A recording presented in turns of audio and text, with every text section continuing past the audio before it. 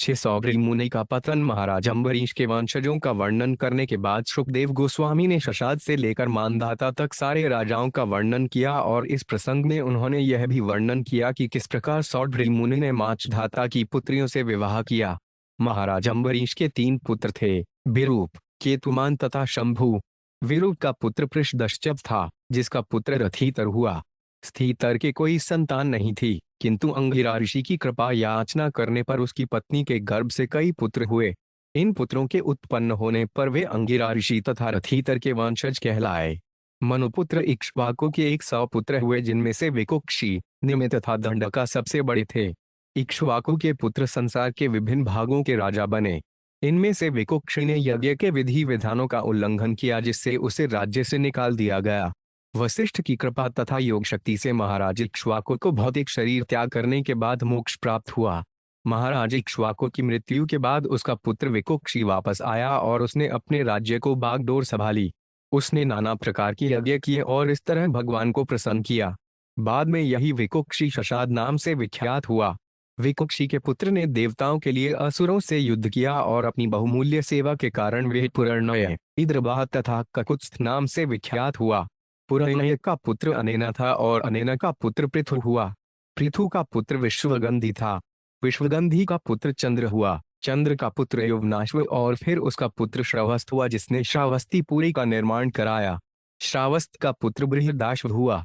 बृहदाश्व के पुत्र कुवलयाश्व ने धुंधु नामक असुर का वध किया, जिससे वह धुंधुमार नाम से विख्यात हुआ। धुंधुमार के अतिरिक्त 5 ही पुत्रों के नाम थे, हृहाश्च, कपिलाश्व तथा भद्राश्व। इनके अतिरिक्त उसके हजारों पुत्र और भी थे, लेकिन वे सभी धुंधु से निकलने वाली अग्नि में जलकर राख हो गए थे। क्रीड़ाश्व का पुत्र हर्यश्व हुआ। हर्यश्व का पुत्र निकुंभ था और निकुंभ का पुत्र बहुलाश्व तथा उसरफ का पुत्र कृशाश्व हुआ। कृशाश्व का पुत्र सेंजित था और उसका पुत्र युवनाश्व हुआ। युवनाश्व के 100 पत्नियां थीं, किंतु उसके कोई संतान नहीं थी, अतः वह जंगल चला गया। जंगल में ऋषियों ने उसके लिए इंद्र यज्ञ संपन्न किया। एक बार राजा जंगल में इतना प्यासा हुआ कि उसने यज्ञ के लिए रखा हुआ जल पी लिया। फलस्वरूप कुछ काल बाद उसकी दाहिनी कुख से एक पुत्र उत्पन्न हुआ। यह पुत्र अत्यंत सुंदर था और स्तनपान करने के लिए रोने लगा, अतः इंद्र ने उसे अपनी तर्जनी अंगुली चूसने को दे दी। इस तरह यह पुत्र मानधाता कहलाया। कालांतर में युवनाश्व ने तपस्या के बल पर सिद्धि प्राप्त की। तत्पश्चात मानधाता सम्राट बना और उसने सप्तद्वीप वाली पृथ्वी पर राज्य किया। चोर तथा उच्च के इस बलशाली राजा से थरती थे, इसलिए राजा त्रसहस्यु कहलाने लगा, जिसका अर्थ है वह जिससे बदमाश और उच्च के भयभीत हो। मानधाता की पत्नी बिंदुमती के गर्भ से 3 पुत्र तथा 50 पुत्रियां उत्पन्न हुई। पुत्रों के नाम थे पुरुकुत्स, अम्बरीश तथा मुचुकुंद। ये 50 पुत्रियां सौड्री नामक ऋषि की पत्नियां बनी। इस प्रसंग में शुकदेव गोस्वामी ने सौड्री मुनि के इतिहास का वर्णन किया है, जो मछली के प्रति पैंड्रीय विचलन के कारण अपने योग से पतित हुए और कामसुख के लिए मानधाता की सभी पुत्रियों से विवाह करना चाहा। बाद में सौड्री मुनि को अत्यधिक पश्चाताप हुआ। उन्होंने वानप्रस्थ आश्रम स्वीकार करके कठिन तपस्या की और इस तरह सिद्धि पाई। शुकदेव गोस्वामी ने यह भी वर्णन किया है कि किस तरह सौड्री मुनि की पत्नियां भी सिद्ध बनी। श्री शुकवाच विरूप, केतुमाउच्छम्भुरम्बरीश सुतास्त्रय। विरूपशारो 5 तभूत तत्पपुत्र श्रद्धीत। 1।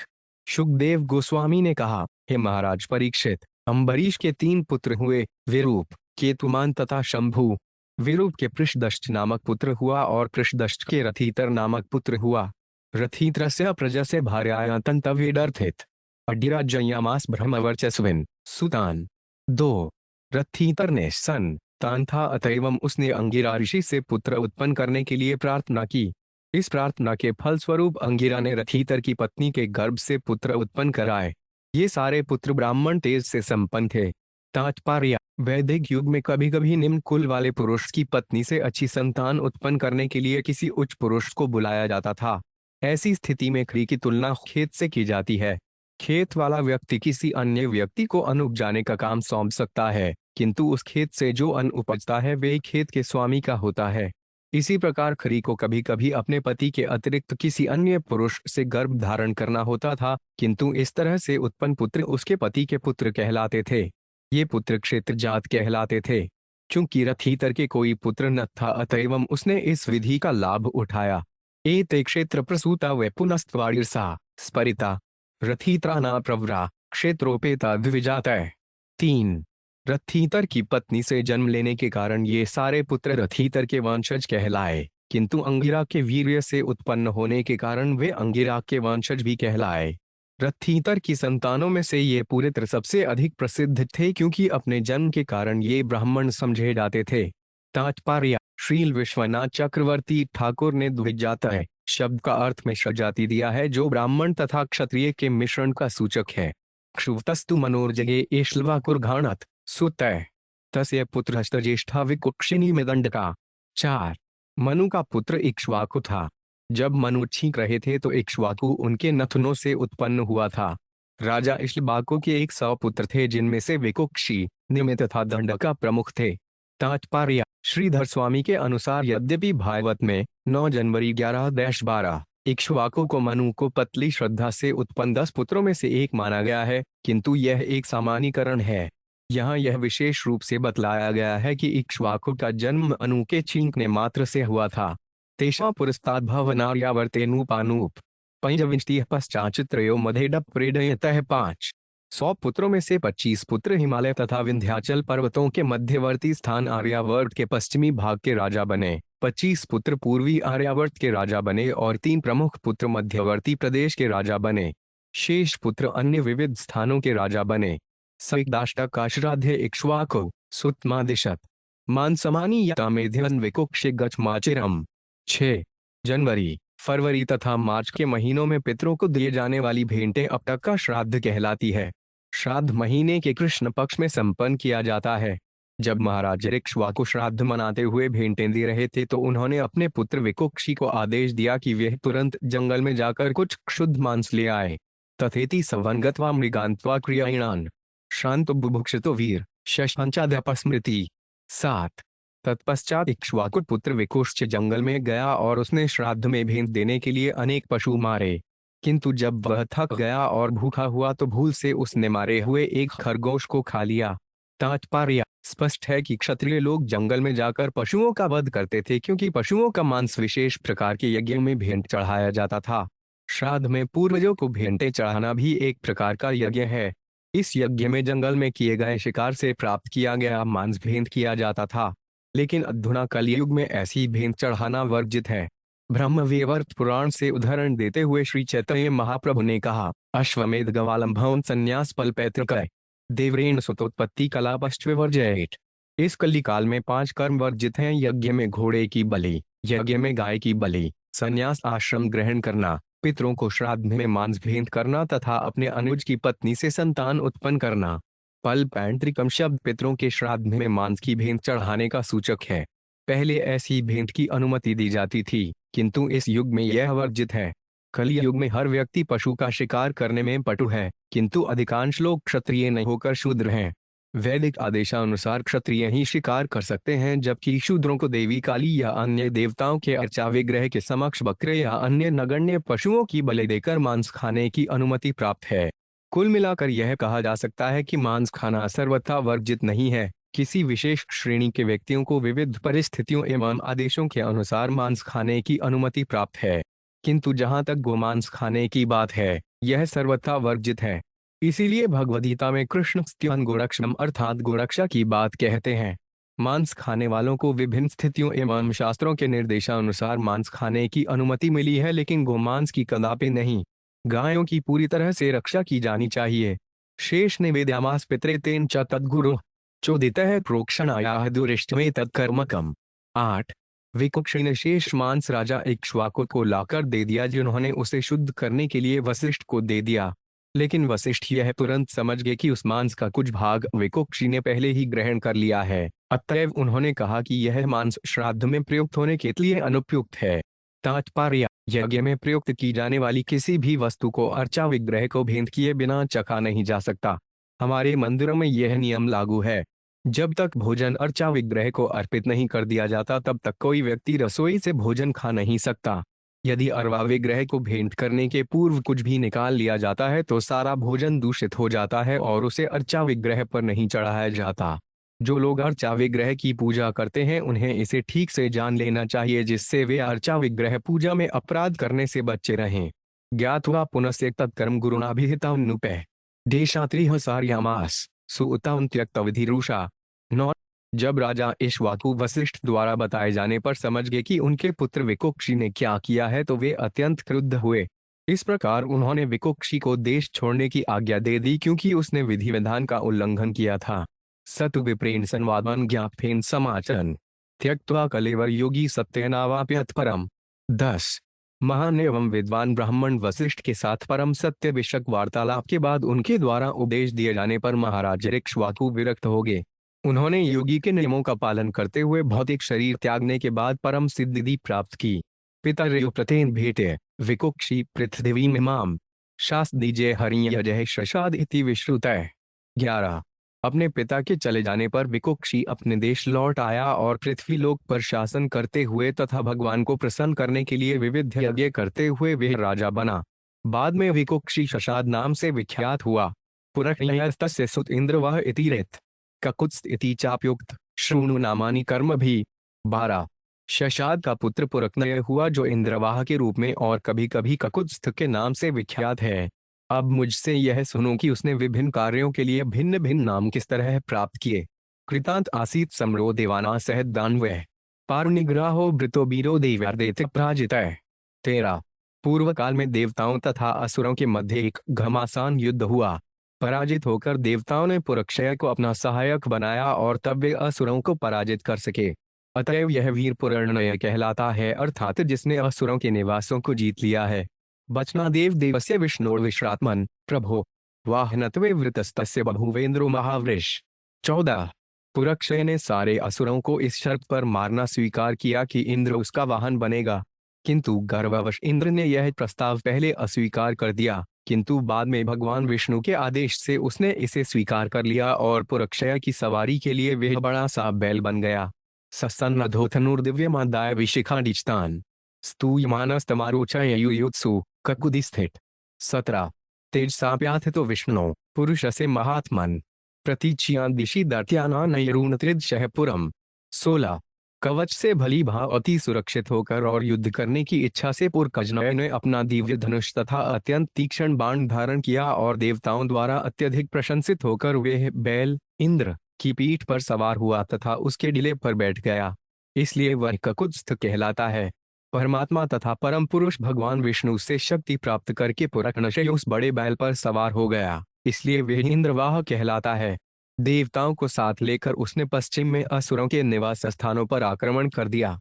तैस्तस्य च भूत प्रधमंतु मूलवन लोगहर्षणम यमाय भलायरण्यदैत्यान्भिरुर्मुथे। 17। असुरों तथा पुरर्णय के मध्य घनघोर लड़ाई छिड़ गई।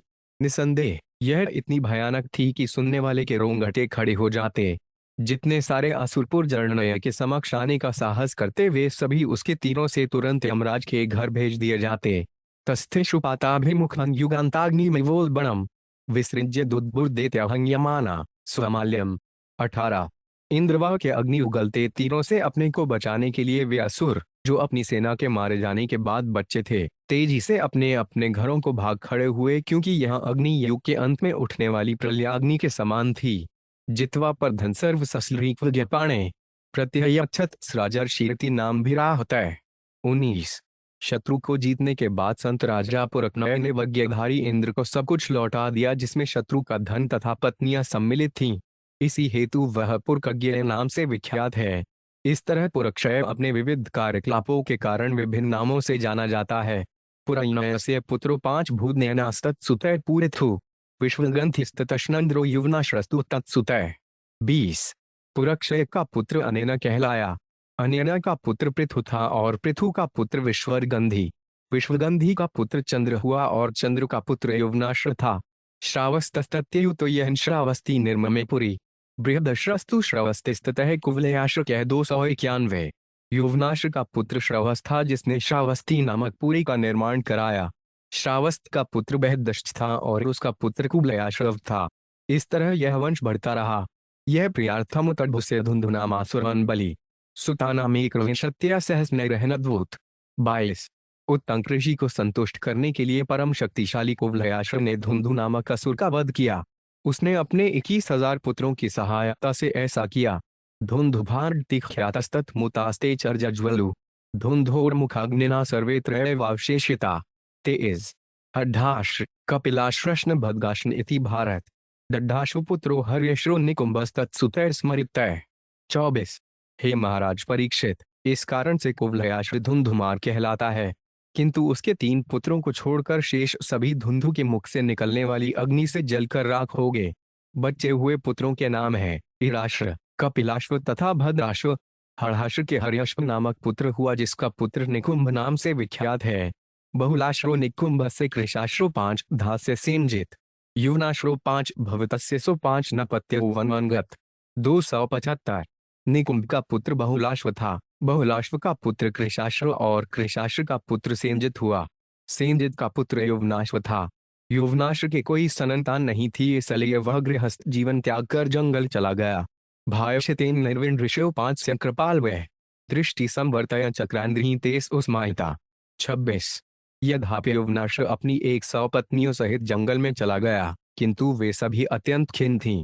तथापि जंगल के ऋषि राजा पर अत्यंत दयालु थे, अतएव वे मनोयोग पूर्वक इंद्रयज्ञ करने लगे, जिससे राजा के पुत्र उत्पन्न हो सके। तात्पर्य, यदि कोई चाहे तो अपनी पत्नी के साथ वानप्रस्थाश्रम में प्रवेश हो सकता है, किंतु वानप्रस्थाश्रम का अर्थ है गृहस्थ जीवन से पूर्ण विरक्ति। यद्यपि युवनाश्व गृहस्थ जीवन से विरक्त हो चुका था, किंतु वे और उसकी पत्नियां कोई संतान न होने के कारण सदा खिन्न रहती थीं। राजा तद्गयस्तन प्रविष्टो निशितर्पितः पृष्ठाशयानान विप्रांस्तान पपौन्मंत्रजलन स्वयं।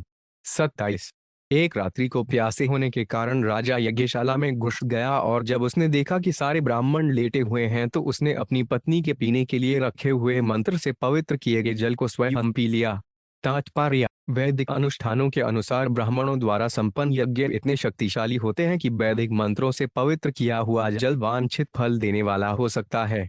यहाँ पर ब्राह्मणों ने जल को पवित्र किया था, जिससे राजा की पत्नी उसे यज्ञ में पी सके, किंतु दैवश राजा रात में वहां गया और प्यासा होने के कारण वे वही जल पी गया।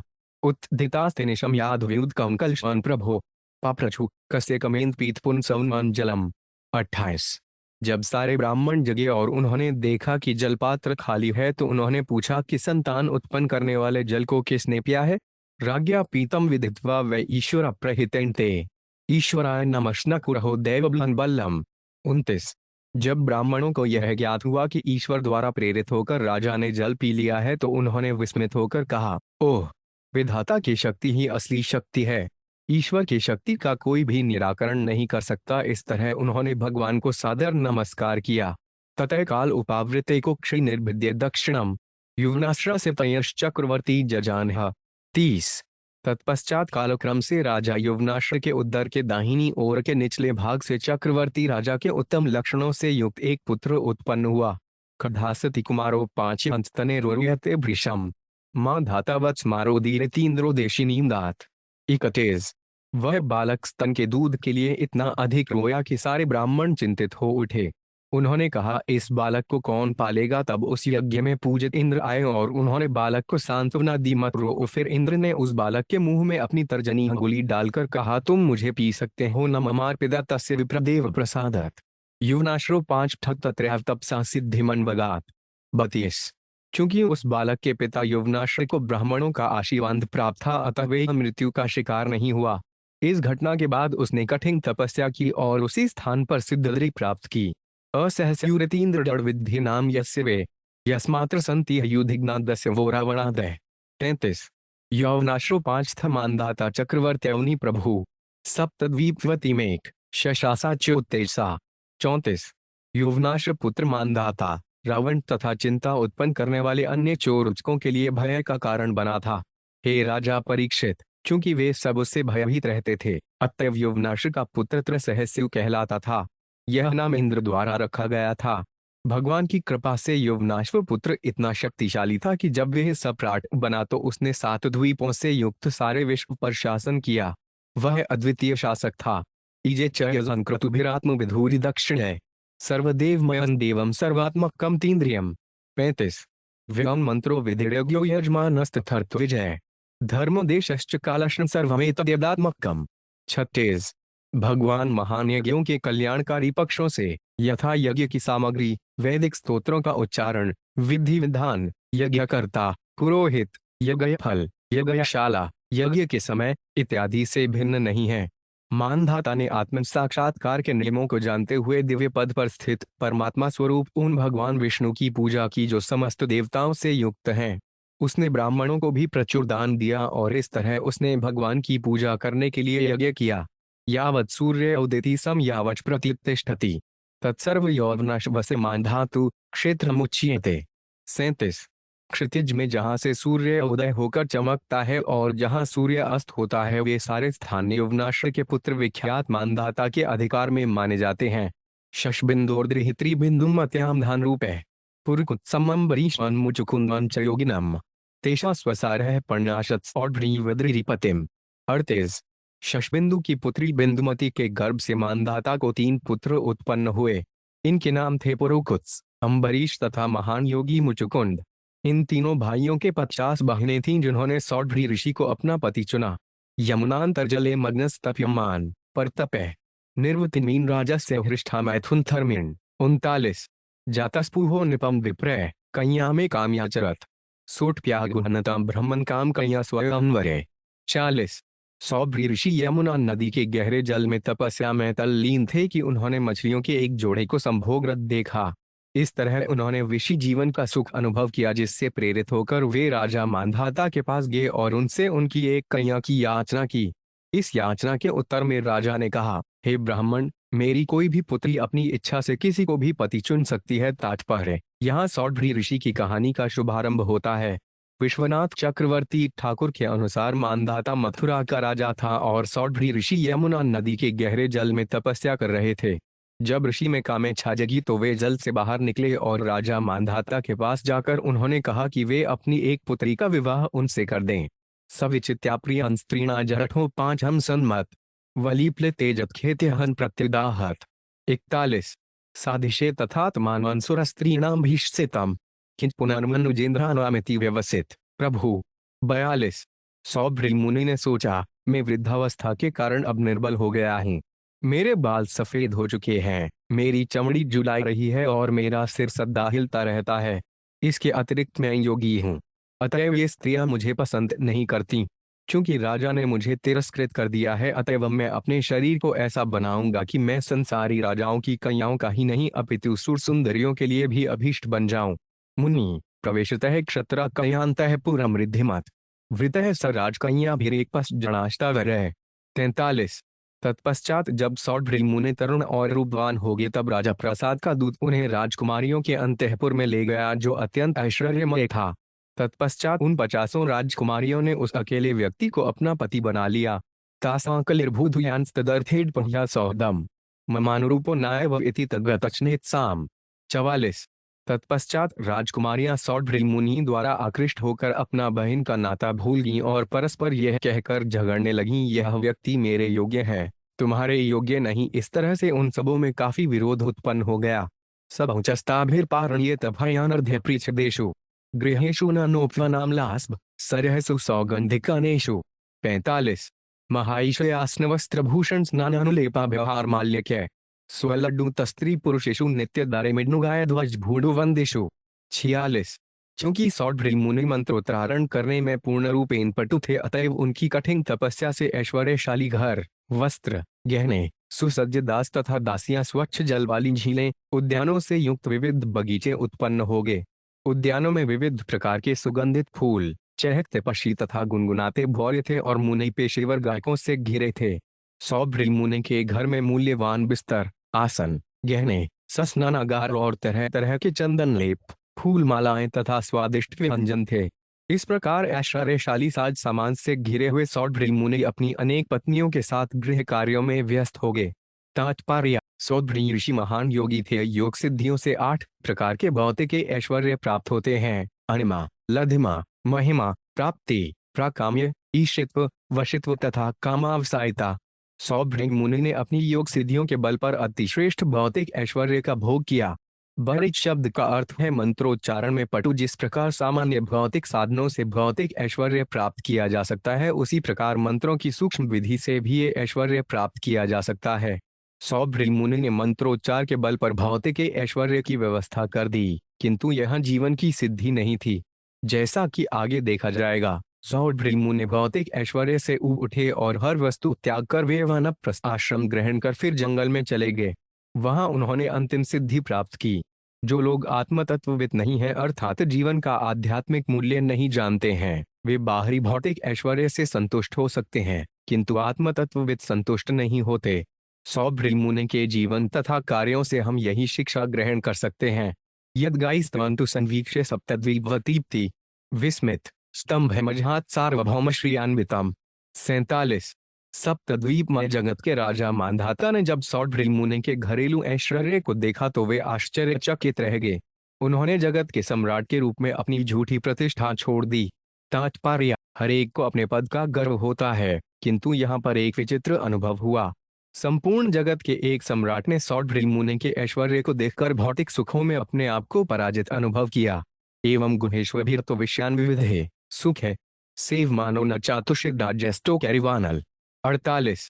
इस प्रकार सौड्रीमुनि इस भौतिक जगत में इंद्रिय तृप्ति करते रहे, किंतु वे तनिक भी संतुष्ट नहीं थे। जिस प्रकार निरंतर घी की बूंदें पाते रहने से अग्नि कभी जलना बंद नहीं करती। तात्पर्य: भौतिक इच्छा जलती आग के समान है। यदि आग को निरंतर घी की बूंदें मिलती रहें तो आग बढ़ती ही जाएगी और कभी नहीं बुझेगी। अतएव भौतिक इच्छाओं की पूर्ति करते रहने की नीति से सफलता मिलने वाली नहीं है। आधुनिक सभ्यता में हर व्यक्ति आर्थिक विकास में लगा हुआ है, जो भौतिक अग्नि को निरंतर घी की बूंदें प्रदान करने के तुल्य है। पाश्चात्य देश भौतिक सभ्यता की पराकाष्ठा प्राप्त कर चुके हैं, किंतु तो भी लोग असंतुष्ट हैं। असली संतोष तो कृष्ण भावनामृत है। इसकी पुष्टि भगवद गीता 5.29 में हुई है, जहां कृष्ण यह कहते हैं, ठोक्तारम निज्ञातपस सर्वलोक महेश्वरम सुहृदं सर्वभूतान आज्ञात्वा माशान युच्छाति साधु जन मुझे समस्त यज्ञों तपस्याओं का चरम लक्ष्य, समस्त लोकों तथा देवताओं का परम प्रभु एवं समस्त जीवों का उपकारी एवं हितैषी जानकर भौतिक कष्टों से शांति प्राप्त करते हैं। अतएव मनुष्य को चाहिए कि कृष्ण भावनामृत ग्रहण करे और अनुष्ठान पूर्वक कार्य करते हुए कृष्ण भावनामृत में प्रगति करे। तभी मनुष्य को शांति तथा ज्ञानमय नित्य आनंदपूर्ण जीवन प्राप्त हो सकता है। सकदाचिदुपासीन आत्मा पहनवमात्मन ददर्श बहुचाचार्य मीन्स ड्रसमुथितम। 49। ततश्चात मंत्रोच्चार करने में पटु सौड्रीमुनि एक दिन जब एकांत स्थान में बैठे थे तो उन्होंने अपने पतन के कारण के विषय में सोचा। कारण यही था कि उन्होंने एक मछली के मैथुन से अपने आप को संबद्ध कर दिया था। तात्पर्य: विश्वनाथ चक्रवर्ती ठाकुर की टीका है कि सौड्रीमुनि का उनकी तपस्या से पतन वैष्णव अपराध के कारण हुआ था। कथा इस प्रकार है कि जब गरुड़ ने मछली को खाना चाहा तो सौड्रीमुनि ने बिना कारण उस मछली को अपनी शरण में रख लिया। क्योंकि गरुड़ उस मछली को न खा पाने से निराश हुआ, इसलिए सौड्रीमुनि ने एक वैष्णव के प्रति एक घोर अपराध किया था। इस वैष्णव अपराध के कारण सौड्रीमुनि का योग तपस्या के उच्च पद से पतन हुआ। अतएव मनुष्य को चाहिए कि वैष्णव के कार्य में बाधा न डाले। हमें सौड्रीमुनि से संबंधित इस घटना से यही शिक्षा ग्रहण करनी चाहिए। अहो इमं पश्चात में विनाशान तपस्विनः सचारित व्रतस्य अंतजले वारिचर प्रसट भात प्रच्यावितां ब्रह्मचिरवन्धृतां यत्। 50। ओह! गंभीर जल के भीतर तपस्या करने पर भी तथा 7 पुरुषों द्वारा अभ्यास किए जाने वाले सारे विधि विधानों का पालन करते हुए भी मैंने मात्र मछली के मैथुन सानिध्य के कारण अपनी दीर्घकालीन तपस्या का फल हाथों से जाने दिया। हर एक को इस पतन को देखकर इससे सीख लेनी चाहिए। सितेजेत मिथुन अव्रतीन आमुमशु सर्वात्मना न विसजेत घिरेन्द्रियाणि एकश्चरत्रः सचितम नंतीश योग्य जी तद्वसाद तुषी चशित पुरसड 84। 51। भवबंधन से मोक्ष की कामना करने वाले पुरुष को वासनामय जीवन में रुचि रखने वाले व्यक्तियों की संगति छोड़ देनी चाहिए और अपनी इंद्रियों को किसी बाह्य कर्म में देखने, सुनने, बोलने, चलने इत्यादि नहीं लगाना चाहिए। उसे सदैव एकांत स्थान में ठहरना चाहिए और मन को अनंत भगवान के चरण कमलों पर पूर्णतः स्थिर करना चाहिए। यदि कोई संगति करनी भी हो तो उसे उसी प्रकार के कार्य में लगे पुरुषों की संगति करनी चाहिए। तात्पर्य: सौड्रीमुनि अपने अनुभव से प्राप्त निष्कर्षों को हमारे समक्ष प्रस्तुत करते हुए उपदेश देते हैं कि भवसागर को पार करने की इच्छा रखने वाले मनुष्यों को वासनामय जीवन और धन संग्रह में व्यस्त रहने वाले मनुष्यों की संगति त्याग देनी चाहिए। श्री चैतन्य महाप्रभु ने भी यही उपदेश दिया है। निष्किष्णन से भगवत भजनो युखस्य पारन पर जयमिपोर्थव सागरस्य संदर्शनन विषणामथ योषिता चहांत विषभक्षण तो 5 प्य साधु। चैतन्य चंद्रोदय नाटक 8। 27। ओह! भव सागर को पार करने की तथा बिना किसी कामना के भगवान की दिव्य प्रेमा भक्ति में व्यस्त रहने की सच्ची इच्छा रखने वाले के लिए इंद्रिय तृप्ति में लगे भौतिकतावादी को देखना तथा इसी प्रकार की रुचि वाली स्त्री को देखना जानबूझकर विषपान करने से भी घृणित है। जो व्यक्ति भवबंधन से पूर्ण छुटकारा पाना चाहता है उसे भगवान की दिव्य प्रेमा भक्ति में लगना चाहिए। उसे विषयी पुरुषों की संगति नहीं करनी चाहिए। हर भौतिकतावादी व्यक्ति काम वासना में रुचि रखता है। इस तरह सीधे सादे शब्दों में यह सलाह दी गई है कि उच्च साधु पुरुष को भौतिकतावादी प्रवृत्ति वाले लोगों की संगति से बचकर रहना चाहिए। श्रील नरोत्तम दास ठाकुर भी आचार्यों की सेवा करने के लिए संस्तुति करते हैं और यदि किसी की संगति करनी ही है तो भक्तों की संगति करनी चाहिए। तांदेर चरण से विभक्त सनेवास कृष्ण भावनामृत आंदोलन भक्त उत्पन्न करने के लिए अपने अनेक केंद्रों को स्थापना कर रहा है, जिससे ऐसे केंद्रों के सदस्यों से संपर्क बढ़ाने से लोगों को भौतिक कार्यों में स्वतः अरुचि होने लगे। यद्यपि यह अत्यंत महत्वाकांक्षी प्रस्ताव है, किंतु यह संगठन भगवान चैतन्य महाप्रभु की दया से प्रभावशाली सिद्ध हो रहा है। कृष्ण भावनामृत आंदोलन के सदस्यों की क्रमश संगति करने, केवल प्रसाद ग्रहण करने तथा हरे कृष्ण मंत्र का कीर्तन करने से सामान्य लोग काफी ऊंचे उठ जाते हैं। सौभृ मुनि को पश्चाताप हो रहा है कि अत्यंत गहरे जल में भी वे बुरी संगति में रहे और मैथुन रत मछली की कुसंगति से उनका पतन हुआ। एकांत स्थान भी तब तक सुरक्षित नहीं होता जब तक वहां अच्छी संगति न मिले। एक तपस्वहमधाम भसी मत्स्य सड़ात पर्णाश दासमृत पर्णल सहस्त्र सर्ग नान्तो जाम्युभकृत्यम नोर्थान माया गुणे इत्मतिर्विषेड भाव 52। शुरू में मैं अकेला था और योग की तपस्या करता रहता था, किंतु बाद में मैं मैथुन रथ मछली की संगति के कारण मुझ में विवाह करने की इच्छा जगी। तब मैं 50 पत्नियों का पति बन गया और हर एक ने एक 100 पुत्र उत्पन्न किए। इस तरह मेरे परिवार में 5000 सदस्य हो गए। प्रकृति के गुणों से प्रभावित होकर मेरा पतन हुआ और मैंने सोचा कि भौतिक जीवन में मैं सुखी रहूंगा। इस तरह इस जीवन तथा अगले जीवन में भोग के लिए मेरी इच्छाओं का कोई अंत नहीं है। एवं वसंगृहे काल विरक्तुनया स्थित है वन जगामानुयुस्तत्पाथ्य पति देवता 73। इस तरह उसने कुछ काल तक घरेलू कार्यों में अपना जीवन बिताया, लेकिन बाद में वे भौतिक भोग से विरक्त हो गया। उसने भौतिक संगति का परित्याग करने के लिए वानप्रस्थ आश्रम ग्रहण किया और फिर वह जंगल में चला गया। पति प्रायणा पत्नियों ने उसका अनुसरण किया, क्योंकि अपने पति के अतिरिक्त उनका कोई आश्रय न था। तत्र तप्त्वा तपस्तीक्ष्णमात्म दर्शनमात्मवान सहिवाग्निभिरात्मानहं युयोज परमात्मनि 54। जब आत्मवान सौभृ मुनि जंगल में चले गए तो उन्होंने कठोर तपस्याएं की। इस तरह अंततः मृत्यु के समय उन्होंने अग्नि में स्वयं को भगवान की सेवा में लगा दिया। तात्पर्य: मृत्यु के समय अग्नि स्थूल शरीर को जला डालती है और यदि भौतिक भोग की कोई इच्छा नहीं होती तो सूक्ष्म शरीर का भी अंत हो जाता है, केवल शुद्ध आत्मा बचा रहता है। इसकी पुष्टि भगवद गीता में हुई है। त्यक्त्वादेह पुनर्जन्म नति। यदि मनुष्य स्थूल तथा सूक्ष्म दोनों प्रकार के भौतिक देहों के बंधन से मुक्त होता है और शुद्ध आत्मा बना रहता है तो वे भगवान की सेवा करने के लिए भगवधाम वापस जाता है। त्यक्त्वादेह पुनर्जन्य नति मामेति, वह भगवधाम को वापस जाता है। इस तरह ऐसा लगता है कि सौभृ मुनि को वे पूर्ण अवस्था प्राप्त हुई थी। ताः स्वपतिर् महाराज निरीक्षाध्यात्मिकी गतिम अन्वयुस्तत् प्रभावीन अग्निशांतमिवार्निश। 7। हे महाराज परीक्षित, अपने पति को आध्यात्मिक जगत की ओर प्रगति करते देखकर सौभृ मुनि की पत्नियां भी मुनि की आध्यात्मिक शक्ति से वैकुंठ लोक में प्रवेश करने में समर्थ हुईं, जिस तरह अग्नि बुझाने पर अग्नि की ज्वालाएं शमित हो जाती हैं। तात्पर्य: जैसा कि भगवद गीता 9.32 में कहा गया है, क्षयो वैश्यास तथा शूद्रास्तेठ पियांति परागति है। आध्यात्मिक नियमों का पालन करने में क्रिया पर्याप्त बलशाली नहीं मानी जाती, किंतु यदि कोई इतनी भाग्यशाली हो कि उसे ऐसा पति मिले जो अध्यात्म विद्या में बढ़ा चढ़ा हो और यदि वह उनकी सेवा करती हो तो उसे भी अपने पति के समान लाभ मिलता है।